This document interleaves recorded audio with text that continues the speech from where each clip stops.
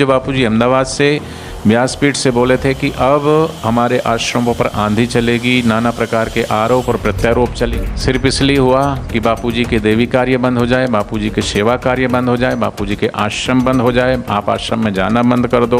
तो हमारा ये कर्तव्य है कि इस समय भी हमें किसी की बातों में ना आकर के अपने अपने क्षेत्र में मजबूती से अपने निकट के आश्रम में जाकर के संगठित होकर के अपने गुरुदेव के देवी कार्य, क्यों कई लोग ऐसे बोलते हैं ऋषि प्रसाद बंद कर दो, आश्रम में जाना बंद कर दो, आश्रम में भेंट देना बंद कर दो, ये कर दो वो कर दो। तो ये साधकों के लक्षण। कोई साधक मना करेगा किसी साधक को गुरुद्वार पे जाने के लिए? वो गुरुद्रोही होगा या निंदक ही होगा जो गुरु के द्वार पर जाने के लिए साधकों को मना करे।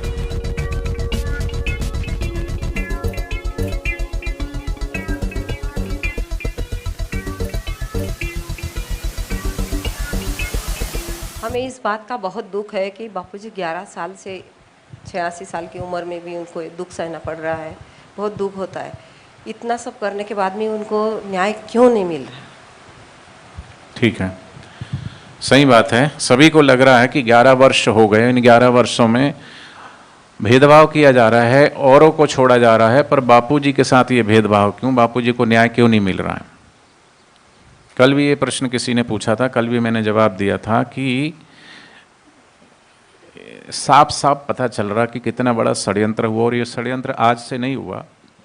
2004 में बापूजी जगत गुरु शंकराचार्य जी के समर्थन में जंतर मंतर पर बैठे थे और बापूजी के साथ और भी बहुत सारे जो है राजनेता भी थे, अटल बिहारी वाजपेयी, जॉर्ज फर्नांडिस जी और सुधांशु महाराज और अवधेशानंद गिरी जी और भी कई सारे लोग वहाँ बैठे। बापूजी ने अपनी आवाज़ बुलंद की और एक पूरा माहौल बना और जयेंद्र सरस्वती जी को छोड़ना पड़ा। उसके बाद पूज्य बापूजी अहमदाबाद से व्यासपीठ से बोले थे कि अब हमारे आश्रमों पर आंधी चलेगी, नाना प्रकार के आरोप और प्रत्यारोप चलेंगे। और आपको पता है कि 2 साल पहले ही बापूजी ने घोषणा की, आज भी वो ऑन रिकॉर्ड है और आप सबके पास जो है वो वीडियो आपने देखा भी सुना भी होगा। ठीक 2 साल बाद किस तरीके से अहमदाबाद गुरुकुल के बच्चों का वहाँ पर किस तरीके से वो साबरमती तट पर उनके शव मिलते हैं और आश्रम के ऊपर आरोप लगता है कि यंत्र होता है, मंत्र होता है, वो केस चलता है किस तरीके से, और वो केस चलते चलते 2013 तक चलता है। और 2013 आते आते जब उसमें क्लीन चिट मिल जाती है तो फिर निर्भया कांड वहाँ दिल्ली में हुआ। उसके बाद एक कानून बनता है पोक्सो का, जिसमें संशोधन किया जाता है। पहले पोक्सो का ये प्रावधान था कि कोई अगर नाबालिग लड़की के साथ कुछ गलत होता है तो उसके ऊपर वो सारे धाराएं चार्जेस लगते हैं। अगर लड़की माइनर है तो, मेजर है तो 376 लगेगी अगर कुछ हुआ है तो।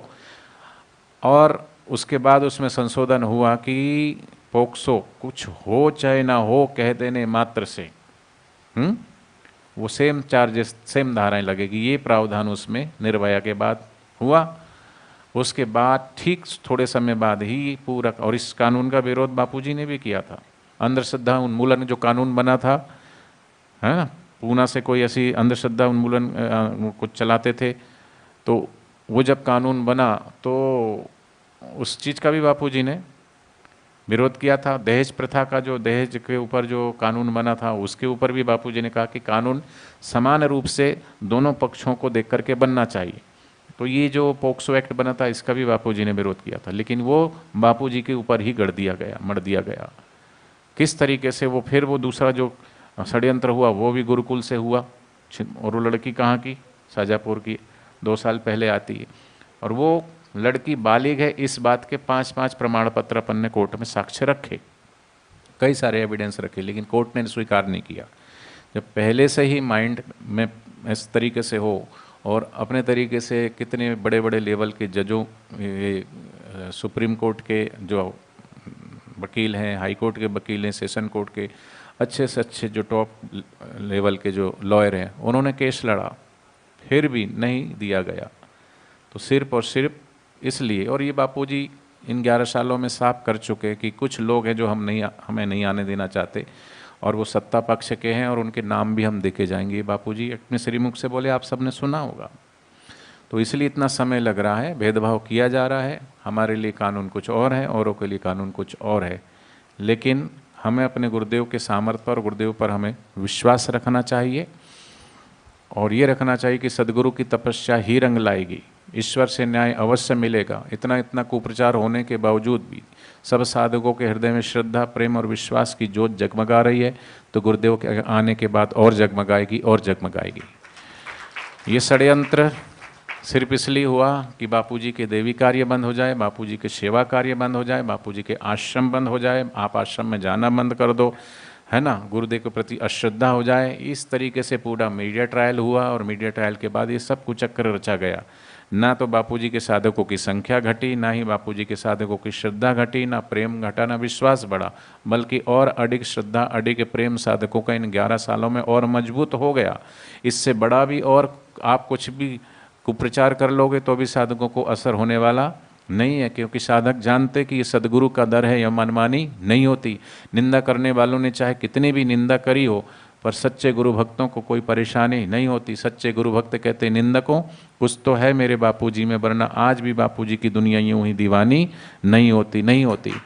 तो इनको यही दर्द है कि हमने बापूजी के मनोबल को तोड़ने के लिए, साधकों को और बापूजी को अलग करने के लिए जो भी चेष्टाएं करनी थी, जो भी प्रयास करना था, जितना भरकस प्रयास करना था, जितना कर सकते थे, जितना नीचे से नीचे जा सकते थे, निम्न से निम्न नीचे जा सकते थे, किया उन्होंने।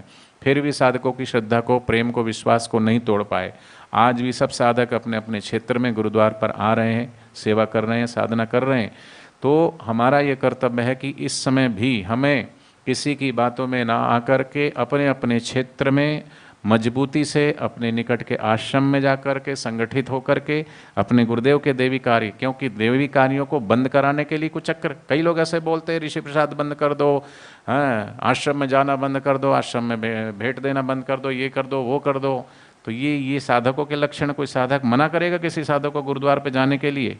वो गुरुद्रोही होगा या निंदक ही होगा जो गुरु के द्वार पर जाने के लिए साधकों को मना करे। ये नहीं सोचते कि गुरुदेव के देवी कार्य, सेवा कार्य ठीक है, बोले ये सत्संग करने से क्या हो जाएगा, रैली निकालने से क्या हो जाएगा, ये करने से तो सबके सब जाकर के जोधपुर में बैठ जाएंगे क्या? बापूजी तो लीगल तरीके से ही आएंगे, लीगल तरीके से ही लड़ा जाएगा, तो लीगल वाले लीगल की सेवा देखेंगे, तो बाकी के लोग क्या करेंगे? जिसका जो दायित्व है वो दायित्व अपनी तत्परता से वो निभाएं। और बार बार जो प्रश्न उठता कि भाई 11 वर्षों से अपने को सफलता नहीं मिली, तो उंगली तो उठेगी, पर जो उंगली उठा रहे हैं वो भी 11 साल से तो उठा रहे हैं ना। तो समाधान क्या है? अगर तुम्हारे पास समाधान है, पीछे उन्होंने कहा कि 1 सप्ताह में बापू बाहर, अब नारा दे दिया उन्होंने कि भाई इस शिविर के बाद बापूजी बाहर, तो तुम भी वही लॉलीपॉप दे रहे लोगों को। अगर कोई सॉलिड प्लान है, अच्छे वकील है, कोई योजना है, तो बापूजी से मिलना चाहिए, बापूजी से मिल करके वो योजना बतानी चाहिए। और इन 11 सालों में जिसके पास भी, जो भी साधक जोधपुर में चल के गया, गुरुदेव से मिले, सैकड़ों वकालतनामा साइन करके अपने अपने तरीके से सभी ने भरकस प्रयास किया है, फिर भी सफलता नहीं मिली, तो सिर्फ इसलिए कि इसमें राजनीतिक प्रेशर है। ठीक है।